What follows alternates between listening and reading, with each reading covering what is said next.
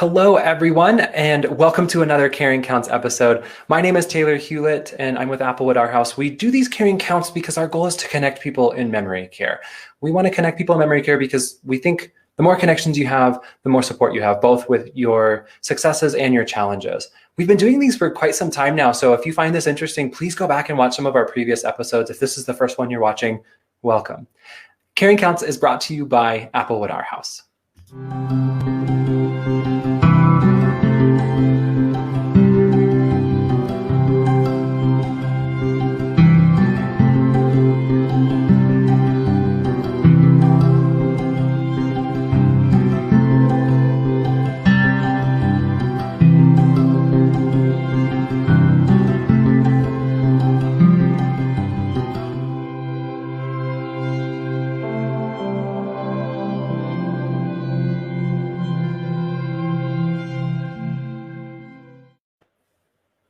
Well, hello, everyone. Like I said, my name is Taylor. I'm with Applewood, our house, and this is our Caring Counts live episode. Today, we have Sherry Bonham, the administrator at Applewood, our house. Sherry, welcome. Thank you for being here. Thank you for inviting me. Absolutely. Absolutely. Will you tell us a little bit about yourself and your background? Well, I'm Sherry. I am the administrator at Applewood, our house, and I'm really passionate about care for our residents, our memory care residents, and education as a whole in dementia. I've been with Applewood for a bit over 7 years, and that's great. Pretty much me. That's awesome. I love that you're passionate about education, about memory care as well. I think that's a huge piece of it. And I've learned many things over the year I've been with Applewood. So that's fantastic. And today I really wanted to dive into talking about weighing your options of senior living in memory care, especially during a pandemic, during COVID-19. Will you talk a little bit about the different options people have for placement in these times, if you will? Well, it's such a challenging thing, even without a pandemic. There are many choices. And what I like to tell people is there's the right choice for everyone, which is why there's so many different styles of options for your loved one out there. There's anywhere from the big feel, that big facility feel that provides certain things that might appeal to some people, and then everything in between to medium to small. A lot of what we do, we focus on the smaller for our particular demographic. And especially in a time of pandemic, we are seeing a lot of benefits to that. Absolutely. Will you speak to a little bit about those benefits of a small home-like environment? Because that's what Applewood is. We're homes in the Denver metro area. And yeah, some of the benefits. I want to learn more. So some of the benefits, particularly in our style, is that we have a smaller group of residents, even though it's a large enough group that people can really develop friendships and find someone that they can be social with. Also, in our type of environment, our caregivers have a smaller ratio and can really focus on that one-to-one care and actually get to know the person.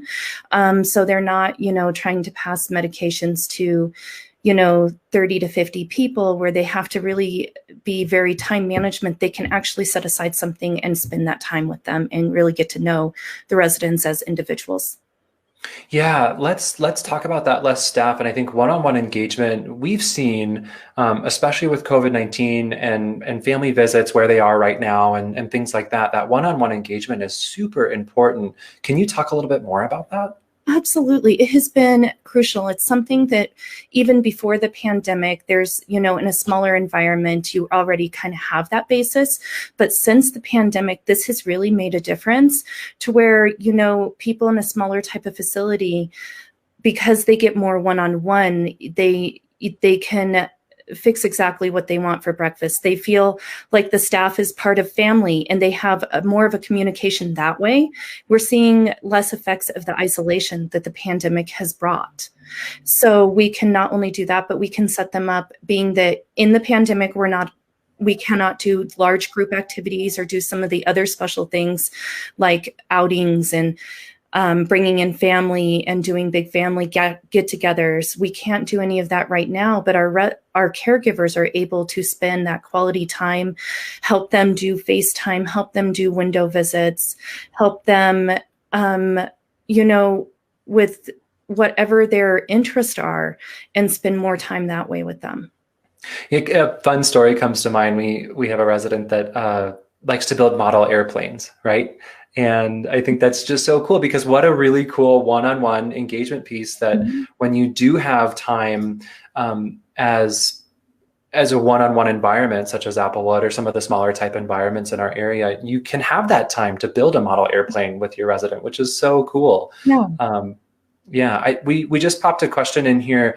What is small and how many? So what can you define, I guess, small environment? What does that mean? So there is a range, and I'm going to speak specifically to Colorado because it is a bit different for every state. Every state has their own definition.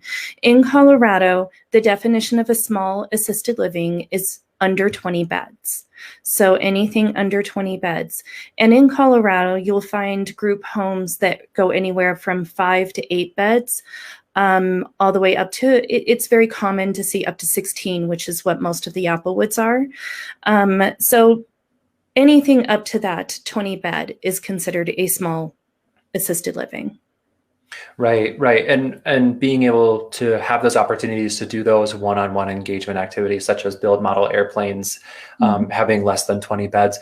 Do you have any other stories that come to mind or examples that come to mind for one-on-one activities that we've done? You know, some of it is not just in activities, but actual enrichment, where you're actually participating at a conversational level geared towards that resident. And our residents feel like they have someone to talk to, whether it be another resident that we compare and help guide that conversation towards, or just with the staff, getting to know them, being able to really talk about what their life was like and finding out their stories. And that thought comes to mind. We've had a resident who was one of the first women that worked for the IRS, and she has beautiful, brilliant stories. She just wants that one-on-one person to sit down and just listen to her and engage and talk.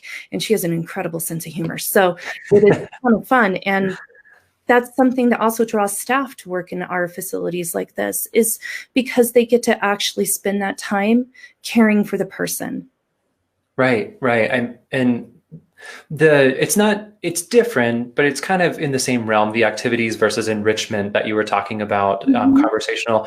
I also want to throw in the piece of enrichment of being able to help out around the house if the resident wants to, of course. You know, no one wants to feel like they don't have a purpose. Some people, their purpose was, I'm never going to clean anything again if someone will do it for me. And that is okay. But we also have residents that want to help. They have that desire to help. And in a one-on-one environment or a small living environment, often the residents do help with certain things. Of course, you know, they're not responsible for it and they're not forced to. It's just, it gives a person purpose. So if they want to help fold their laundry, if they want to help, we have a gentleman, it was his job after dinner to wipe down the table and the counter, because he said, someone has made dinner for me and this is what I do. This is my giving back. And he is the best counter wiper ever. So that gives purpose. And we're able to figure out what people want and what their capabilities are to help, and ask them, can you help me with this? And often, you know, they're just so excited to pitch in and, you know, really see that they can have a purpose in maintaining their home and participating with the home. Right. And I really like what you're saying about purpose, because I think there's kind of two things at play here, especially with a smaller home type environment and probably bigger facilities too. But there's two things. I think connection. Us as humans, we want to connect with people. And obviously during a pandemic, that is all shifted. But then also a sense of purpose. And if you can do those kind of two things, if you can have those two things interplay with each other, I think you're doing something good. What do you think about that? I really do. I think that that type of purpose and that type of connection really, you know, if our people could be home safely, of course they would be, but it is necessary for us to be able to provide the level of care that they need. But in that level of care and looking at the individual, connection and purpose has to be a focus in that, for sure. Yeah, absolutely. Absolutely. And speaking of connections and purpose and things like that, we had another pop in here. We want to talk about our house dogs, our furry friends at our houses. What a cool thing that we can do as being kind of a small environment. Absolutely. We love our house dogs. Pets are such an important part to many people's lives. And what I love about having house dogs, you see, if someone did not grow up with a dog or an animal in their home and they're just like, kind of dogs know. For those people that they've always had a dog or an animal or they need that comfort, it is so crucial for them. And having a dog that they can walk around with, that they can play fetch with, that they can pet, and that they can just love on has been really a great part of our environment. Yeah, I love that. I can speak personally to that. I don't know if you can hear my little puppy howling in the background of our Facebook Live, but yeah, I'm excited to go play with them too, because it's just such a cool part of the connection and the life here. It really is. Yeah, we also talked about, so here at Applewood, I want to go back to what you said in the beginning. I want to kind of tie a bow on this, if you will. It's not a one, you go to small because of this. It's not a one size fits all. It's really different. And that's why there are so many options. And can you, let's dive into that just a little bit around those different options and the benefits. I think that, and there's a couple of pieces I'd like to touch on. Some people really like that bigger feel. They like that when you go into a bigger facility, and especially on regular assisted living, this isn't always in particular to memory care, but people like the different, having a choice of many different activities to go to and different classes to join or different types of exercise classes. They might have a yoga, they might have a sit-exercise, they might have something that is kind of a wide variety. Now, in a pandemic, this is pending on facility and what they've been approved to do. So I do want to throw that out there, because right now that might be different for even in a larger facility if they can't utilize the certain rooms and the certain groups that they're doing. All of us have to run according to what we've been given in our area and our guidelines and in the regulation that's been passed to us. So, but that is something that, people like that kind of resort feeling. They might have traveled a lot and so that's where they wanted to be. And they like that kind of action in their life. For some people, they need something a little bit more quiet, a little bit more reserved. A lot of what we see, because we're memory care, is that can be very overwhelming, which is why even if people aren't in the secured memory care type of facility, which means that they really have some safety risk, maybe just at the beginning stages of their dementia, they still find the smaller size facilities they're not as overwhelming. They can provide that one-on-one.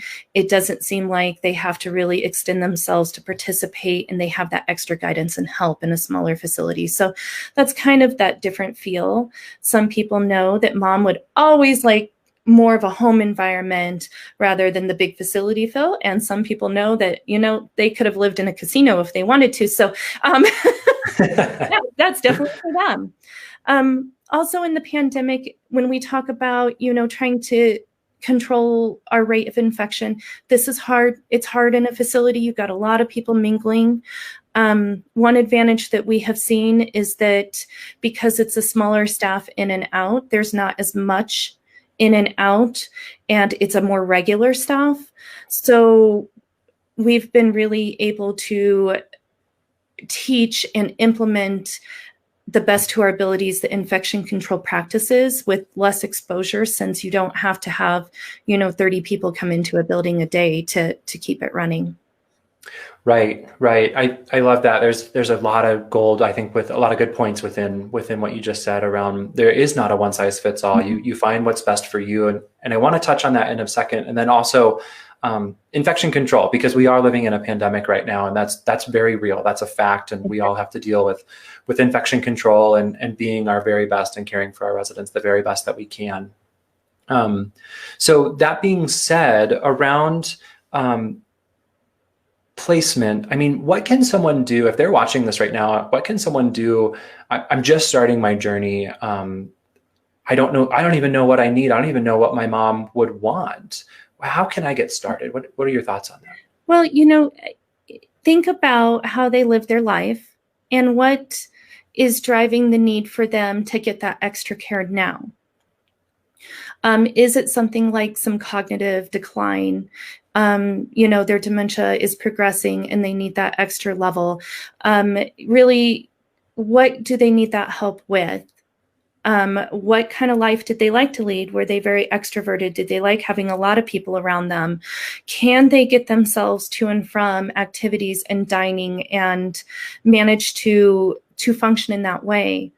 If they can't, then it's time to start thinking, okay, let me explore options for either a medium or a smaller size level, depending on their needs. There's a lot of resources out there. You can always use the Alzheimer's Association has some great resources. And I know that you've talked to Amy before. There's also people that specialize in helping figure that out. And if all else fails, just call some facilities, call someone like me. We're happy to talk, and we're very open about being able to meet someone's needs and having the right fit. And, kind of helping a family just talk through it. Yeah, I love that you said that, because our goal with these Caring Counts episodes is exactly that, is connecting people where they need to be connected to, in the direction that they want to go and what's going to be the best fit for them, whether that's Applewood or not. Yes.